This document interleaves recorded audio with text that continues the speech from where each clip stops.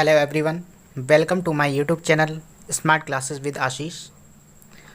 आज हम 28 मई 2021 की इम्पोर्टेंट करंट अफेयर्स और स्टैटिक जीके बताएंगे जो आपके आने वाले एग्ज़ाम्स के लिए महत्वपूर्ण होगी। तो शुरू करते हैं आज की पहली न्यूज़ से। एनी अंतर्राष्ट्रीय पुरस्कार 2020 किसको दिया गया? तो एनी अंतर्राष्ट्रीय पुरस्कार CNR राव को दिया गया। ये साइंटिस्ट हैं, केमिस्ट्री से रिलेटेड हैं इनको ये अवार्ड रोम में दिया जाएगा 14 अक्टूबर 2021 में।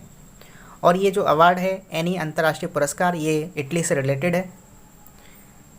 तो स्टैटिक पॉइंट्स देख लेते हैं। इसके स्टैटिक पॉइंट है CNR राव इंडियन केमिस्ट हैं। इनका जन्म हुआ था 30 जून 1934 को बेंगलोर में। इनको भारत रत्न दिया जा चुका है 2013 में। इसी अवार्ड को एनर्जी फ्रंटियर पुरस्कार भी कहा जाता है क्योंकि ये पुरस्कार एनर्जी से रिलेटेड है। इसे ऊर्जा अनुसंधान क्षेत्र में नोबेल पुरस्कार के नाम से भी जाना जाता है। कौन सी ऑर्गेनाइजेशन देती है? तो the Italian oil and gas company any इस अवार्ड को देती है। मूव करते हैं नेक्स्ट न्यूज़ की तरफ।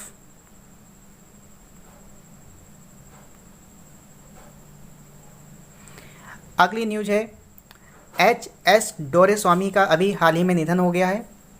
ये भारतीय स्वतंत्रता सेनानी और सामाजिक कार्यकर्ता थे। इन्होंने भारत छोड़ो आंदोलन और भूदान आंदोलन में भी पार्टिसिपेट किया था। इन्होंने एक अखबार निकाला जिसको पौरा वाणी कहा जाता है। यह मैसूर से रिलेटेड हैं, कर्नाटक से। मैसूर में इनका जन्म हुआ था। आप सभी को याद होना चाहिए कि भारत छोड़ो आंदोलन कब हुआ था। तो ये हुआ था 8 अगस्त 1942 में गांधी जी के द्वारा। गांधी जी ने इसमें एक नारा दिया था जिसका नाम था करो या मरो। आप सभी को पता होगा ये नारा किस स्थान पर दिया गया।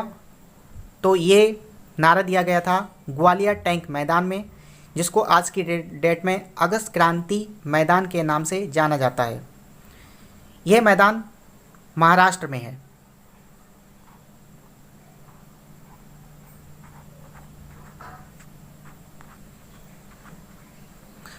भूदान आंदोलन से कौन रिलेटेड रहा है, ये क्वेश्चन कई बार पूछा जा चुका है। तो भूदान आंदोलन को शुरू किया था संत विनोबा भावे ने। इसी को ग्राम दान भी बोला जाता है। ये उन्होंने शुरू किया था 1951 में। विनोबा भावे का जो मूल नाम है वो है विनायक नरहरि भावे। मूव करते हैं नेक्स्ट न्यूज़ की तरफ।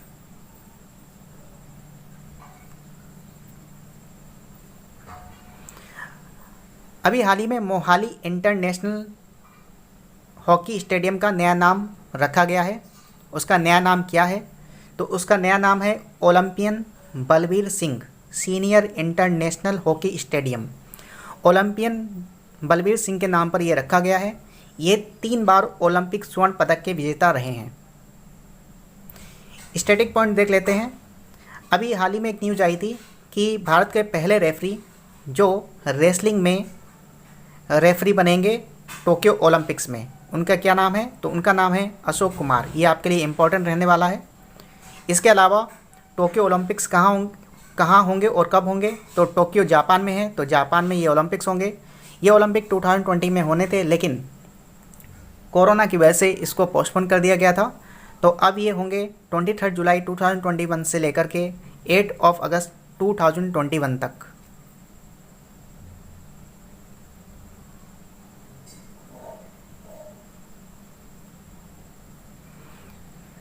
इसी ओलंपिक में 5 नए स्पोर्ट्स जोड़े गए हैं। उनके नाम आपको याद रखना है: baseball, skateboarding, sport climbing, surfing और कराटे। इसका मस्कट मिराई तोबा है, यह आपको याद रखना है। मिराई का मतलब होता है फ्यूचर और तोबा का मतलब होता है इटर्निटी, एक जापानीज़ वर्ड है। लास्ट जो ओलंपिक हुए थे वो ब्राज़ील में हुए थे, रियो शहर में, और 2016 में।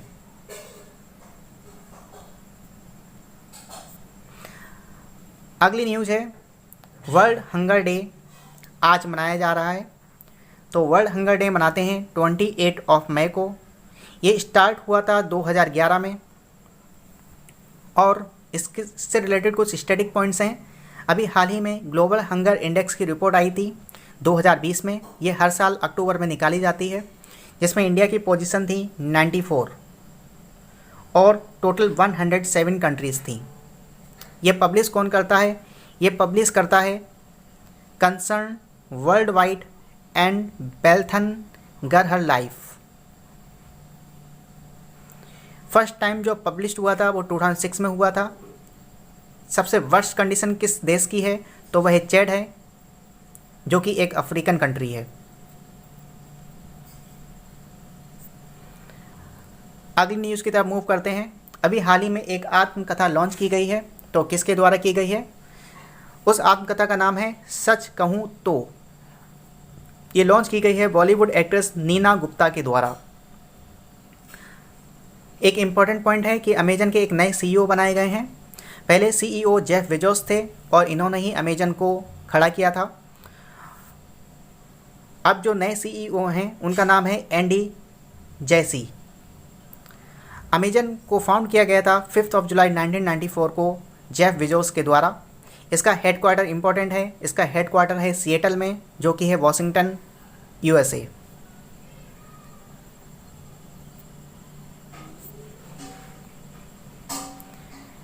FIH प्रेसिडेंट अवार्ड अभी हाल ही में दिया गया है। तो किसको दिया गया है FIH प्रेसिडेंट अवार्ड? तो ये दिया गया है IAS VK पांड्यान। इन्होंने कंट्रीब्यूशन दिया है हॉकी के क्षेत्र में उड़ीसा में। FIH की फुल फॉर्म है इंटरनेशनल हॉकी फेडरेशन, जिसका हेडक्वार्टर है लॉसेन, स्विट्जरलैंड।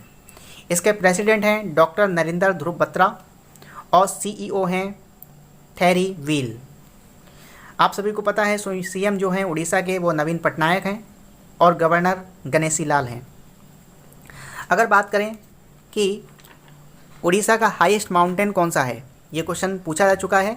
तो उड़ीसा का जो हाईएस्ट माउंटेन है उसको बोलते हैं देवमाली हिल्स। कलिंग स्टेडियम कहाँ पर है? तो कलिंग स्टेडियम जो है वो हॉकी से रिलेटेड है और भुवनेश्वर में है। इसके अलावा एक और स्टेडियम आपको पता होना चाहिए जो कि उड़ीसा में है, जिसका नाम है बारावती। बारावती स्टेडियम क्रिकेट से रिलेटेड है और बारावती स्टेडियम है कटक।